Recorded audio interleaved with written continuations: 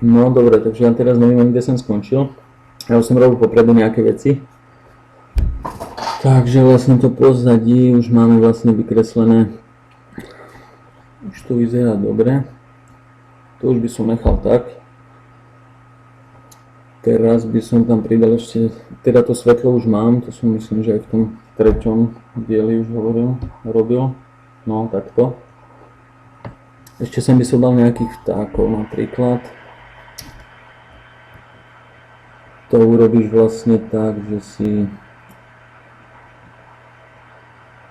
vytvoríš novú vrstvu, klikne sem na toto, sa ti vytvorí nová vrstva. Dvojklik sem, premenuješ ju na vtáci a tých vtákov musíš mať ale stiahnutých z internetu. Ja ti pošlem potom link, birds, a potom si ich tam doplníš tak, jak ja z disku si ich načítaš. Tak ja to odkliknem tak, aby si to videl. Takto. Potom ideš vlastne na štetec, dáš takto toto kolečko a dáš load brushes a nájdeš si ich na disku, kde ich máš.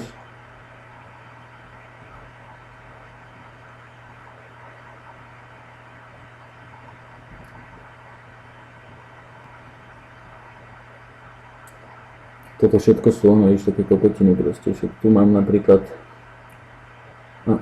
birds, tu to vidíš, tak na to dvojklik a oni sa ti načítajú vlastne v tom štetci tu. Štetec, sem klikneš a už ich tam budeš mať. No a tuto sú vlastne, my potrebujeme tak viacero, tak som klikol na toto vlastne a už miesto normálneho štetca už máš. Okay. Tak to vtáci, teraz vlastne vidíš. Teraz keď kliknem, tak sú tam, môžem si ich zväčšovať, zmenšovať ak chcem. Takže týchto už vymažem. Potom by som tam pridal ešte raz vtákov, aby som ich dal asi menších. Tak znova to isté. Nový layer, nájde si tu vtákov, klik, tak ako som to urobil ja.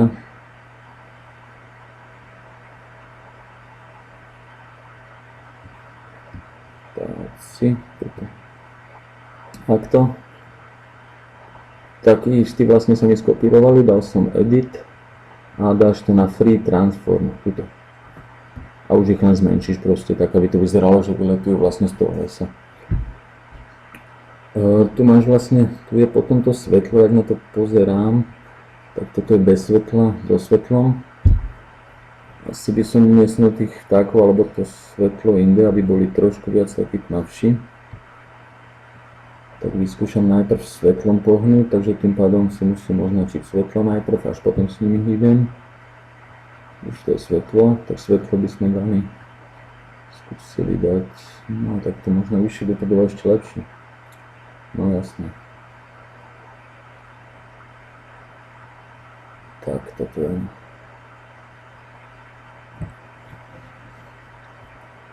Takto a teraz napríklad, kebyže chcem ešte viacej svetla niekde, tak mám odklepnutú tú vrstvu svetlo, tak CTRL-J, tým sa vlastne zdvojnásobí svetlo, lebo mám kópiu toho a teraz vlastne s tým svetlo kopy 2, to je tá klonovaná, znova CTRL a posúvam a dám si ho kde chcem. Najprv ho ale otočím, lebo tu je ten okraj. Tak to dáme edit, free transform a my ho potrebujeme vlastne tento okraj dať sem, otočiť to horizontálne, takže dám edit, transform a toto je horizontal flip. Tým pádom mi to otočí a už si teraz vlastne naformujem svetlo, jak chcem.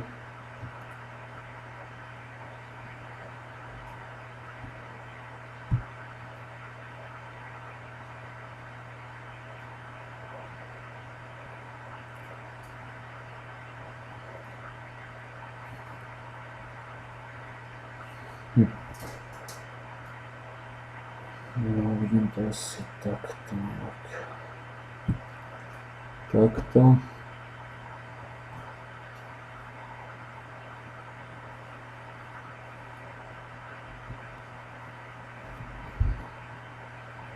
Dobre, toto čo vidíme, tento oný kokot, tak musíme vlastne znova zarovnávať, takže maska. Tu Tu si v tých vtákov musíme zmeniť znova na ten štetec. Takto to necháme z toho.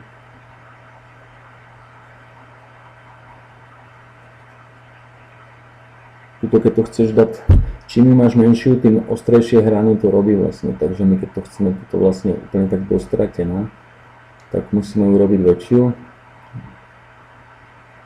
No asi takto. OK.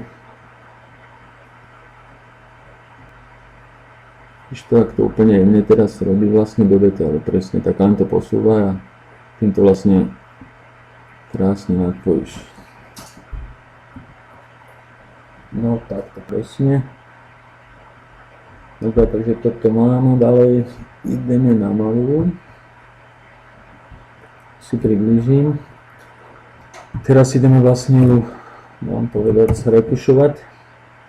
Takže musím ísť na tú základnú vrstvu, klik a dvakrát CTRL je jedna kópia, druhá kópia. Takže toto je ten základ, urobilo mi to jednu kópiu, druhú kópiu. Takže ideme na túto kópiu 4, na tú vlastne tretiu, 1, 2, 3. Klikneme na toto, tam už masku máme, keď ju tam nemáš, tak klikneš na toto, masku tam budeš mať. Keď to máme odkliknuté, tak zmačknem Shift a F5 znova, 50% Grey, OK. Znova sa to zmení na šedú, prepneš to, klikneš na fotku, Filter, Blur, Gaussian Blur. Tuto si zmenšíš takto obrázok, takto.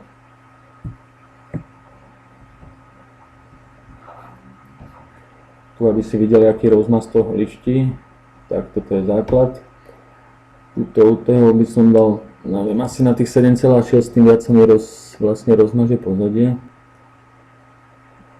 Toto už je asi aj moc, tak toto necháme. Dobre, toto keď máme, tak celá fotka sa rozmazala vlastne, jemne. Prepnem na masku, čierna, štetec, zmenším ho, približím si to a vykreslujem vlastne len to, čo potrebujem. Takže obočí, oči, všetko to, čo má byť ostré vlastne.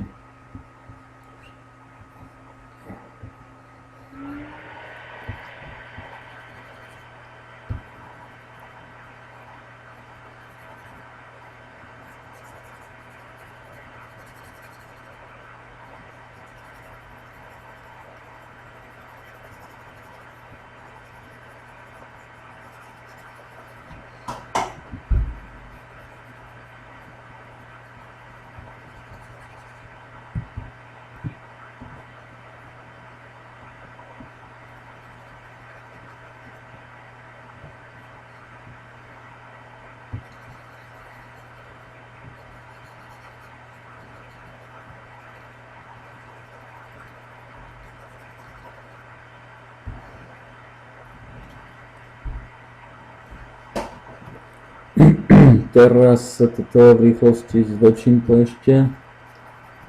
Takto nohu.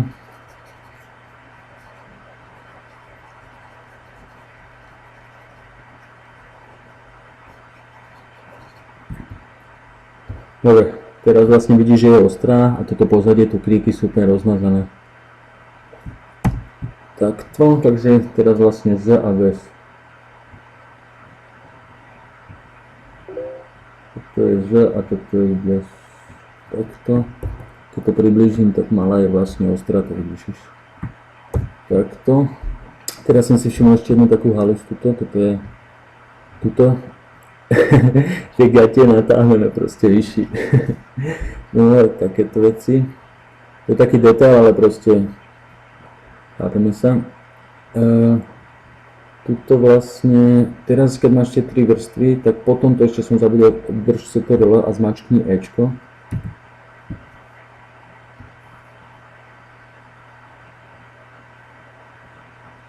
A ešte raz Ečko.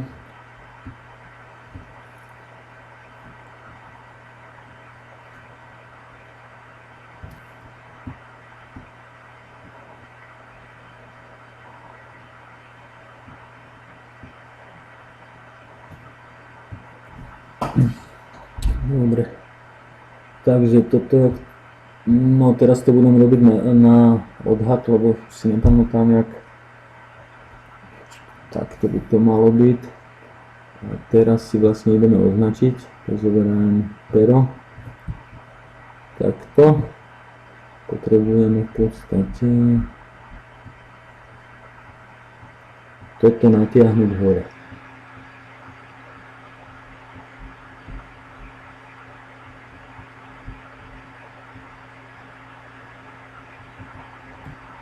Takisto toto, keby si robil myšku, tak dovidenia.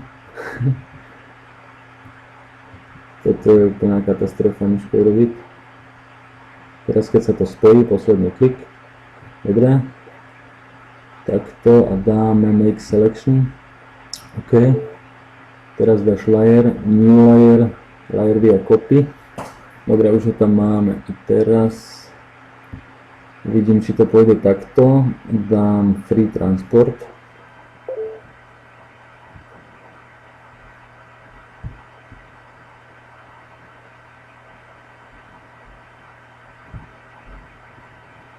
No zase to seklo.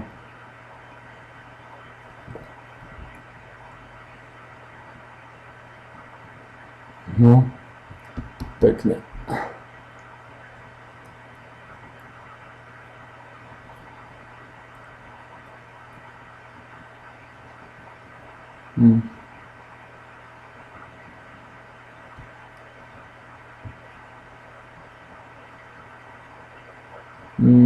No to takto vyzerá úplne jedlo, ale zase to dokreslíme trošku.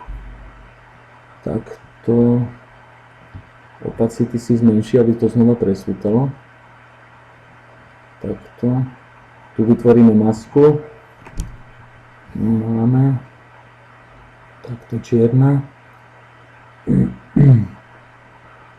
Ešte to si zmenšíme. Dobre. Vlastne by to malo ísť potiaľto.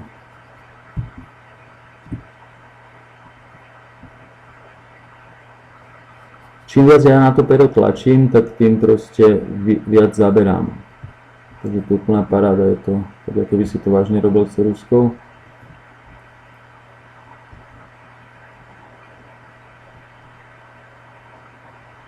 A takisto toto, čo robím teraz myškou, tak na to zabudni úplne, ty kokos.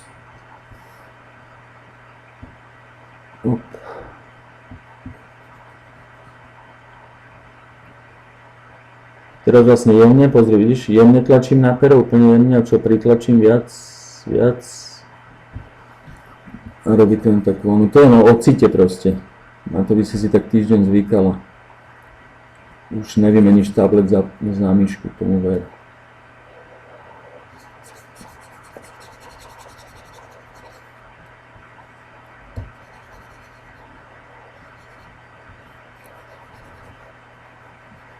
Takto.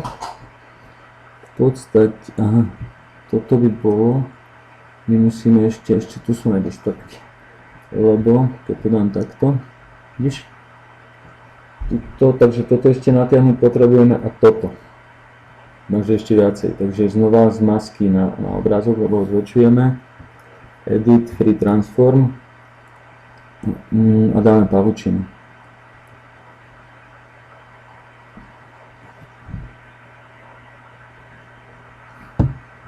Zase mi to seklo. Túto fotku, keď takto spracovávam, ona má okolo 5 GB, jedna fotka. S týmto všetkým, čo robím teraz. Takže, keď máš nejaký slabší komp, neviem čo máš, tak alebo plný disk, tak ti to bude sekať. Ako robím to raz za čas, ale potrebuje to strašnú medzipamäť. Strašne veľkú. No, dobre som. Tam nie som.